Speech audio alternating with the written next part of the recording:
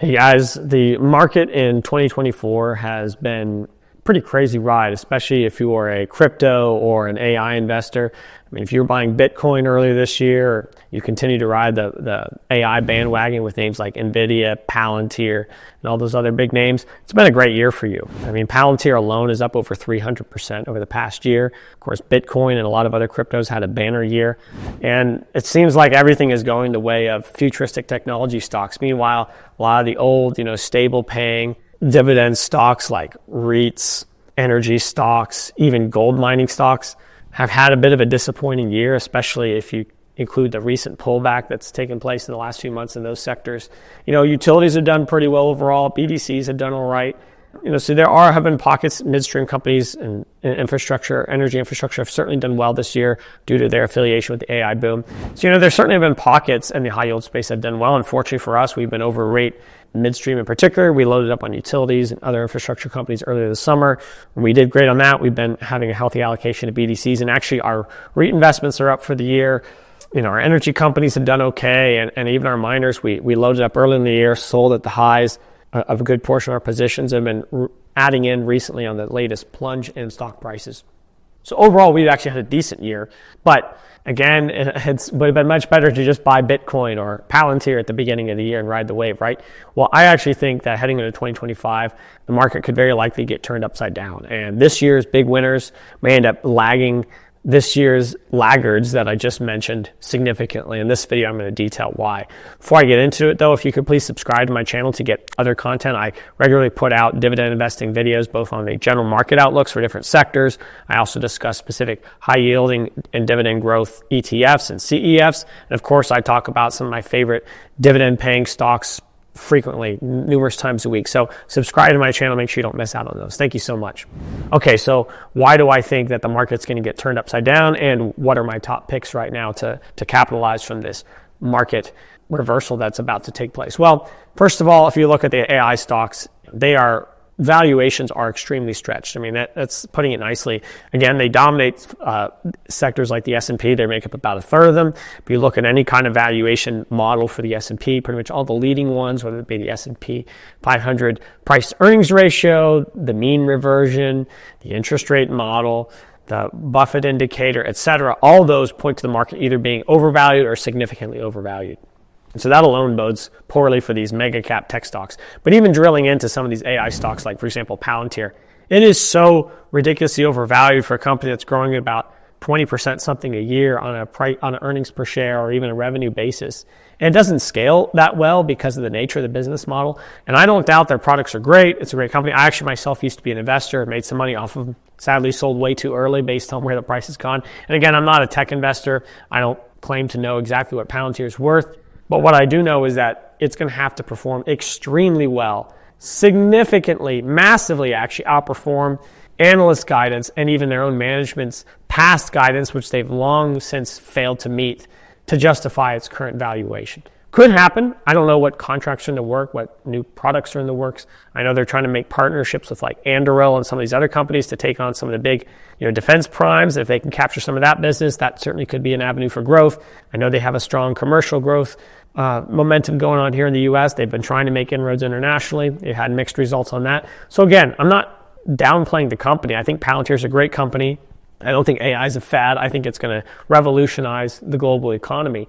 But I just think that the valuations are so rich. At the end of the day, even the best company in the world can be overvalued, and you can end up being a bad investment if you buy it too high of a price. Just like a bad company can still be a good investment. A company about to go bankrupt can still be a good investment if you buy the senior bonds and you can get some recovery for so cheap, and you get a recovery out of it that gets you more than you put in, right? So at the end of the day, valuation matters a lot. And that's why I think that AI, as much as I like it as a technology, as much as I think it's going to be overwhelmingly a force for good, at least as long as people have good ethics, which that's a big if, but I think it can be, and certainly legitimate technology.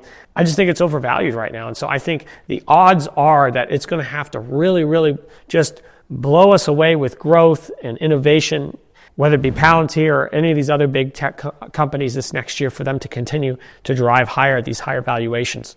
Meanwhile, you have REITs.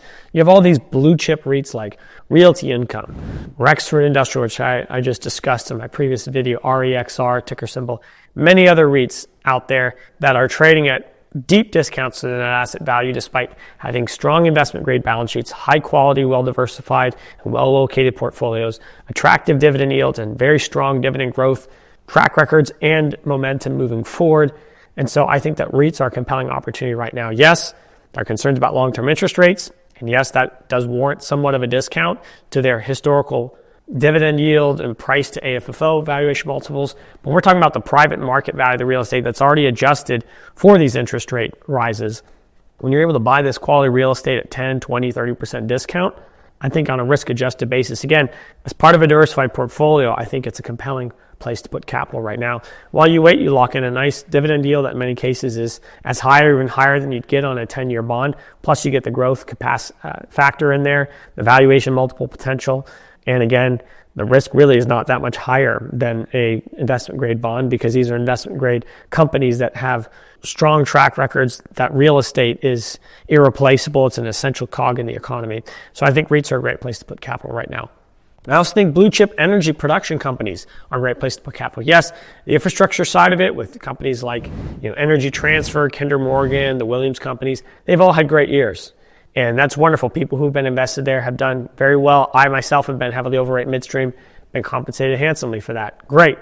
But the other side of the sector, the E&P sector, the exploration companies, they largely have missed out on this boom. And so despite the fact that energy is going to benefit from the AI boom because energy is going to be the primary resource, the primary enabler that's going to facilitate these huge data centers that are going to be needed to run these complex AI algorithms. And so, yeah, the infrastructure is needed to get the energy there, but you also need to buy the energy. And so I think these energy companies are being undervalued right now and underappreciated for what they're going to bring to the table, especially ones that have meaningful natural gas exposure. So I think if you look at most energy stocks, especially the non-major ones like ExxonMobil or Chevron, the smaller ones, even some larger of the non-big ones have gotten clobbered recently. I think those are great places to put capital right now. You get, in many cases, you get a nice dividend yield, you get a buyback, you get investment grade balance sheet, and companies that are continuing improving their efficiencies and deleveraging. It's a great combination on a risk-adjusted basis. Okay, the third place I think is attractive to put capital right now, that this big loser, or at least has been a laggard recently that I think is poised to prosper immensely in 2025, is blue chip gold miners. Now, I know gold miners have a checkered past, and I know that it's not a great place to just buy and hold for the long term, but I think that if you can buy quality blue chip miners on the dip, especially at times when the gold price itself has significant upside potential and momentum, you can make a lot of money. And we did that earlier this year. We bought Newmont as it was falling into the low 30s. Actually fell below 30 for a while. We didn't buy it below 30, but we bought it close to $30, one of our double downs.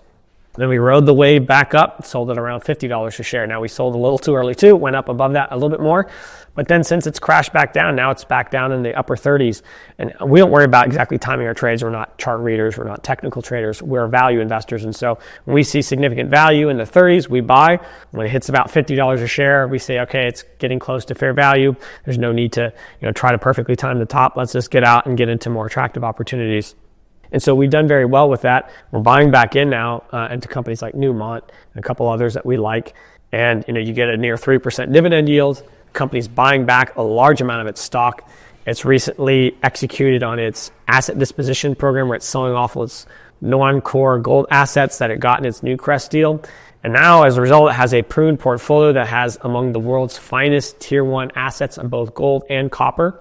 We have very bullish outlooks over the long term for both gold and copper due to macroeconomic fundamentals as well as geopolitical fundamentals, especially in the case of gold. And so we see that, okay, their main commodities they're producing are likely going to increase in value over the next 3 to 5 years. Yes, they're battling some production issues right now with higher costs, especially for specialized labor. But again, that's only a part of their cost structure. There's a limit to how much that's going to go up. And we think that the increases in gold and copper prices are going to more than compensate for that, especially because now they can focus on their best assets. They're doing cost-cutting efforts already, capturing synergies from the deal, laying off employees, especially including upper management, consolidating some of their business divisions to cut costs further. This company is doing what it needs to bring costs under control.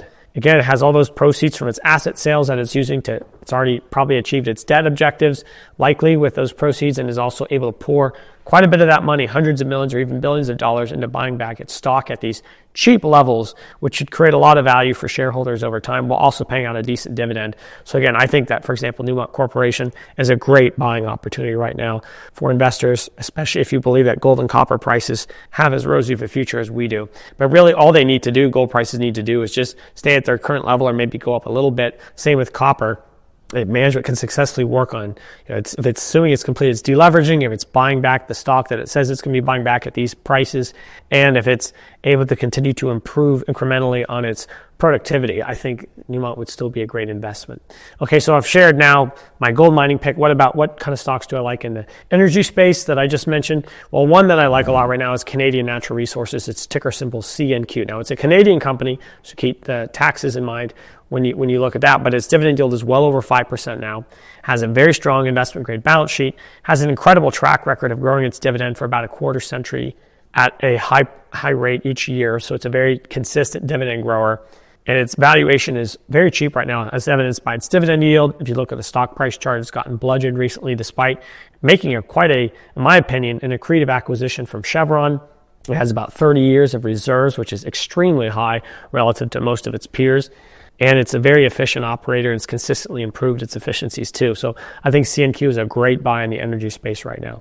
And then, of course, back to the REITs, I already mentioned one that I like a lot right now is REXR. That's one that I think has got good growth and current yield potential. There are many other REITs and energy companies and even some other miners I like as well, but those are three. Hopefully they can get you excited and give you some food for thought. Again, if you like this video, please give it a like. Please subscribe to my channel and let me know in the comments below what picks you like for 2025. Thank you so much. See you next time.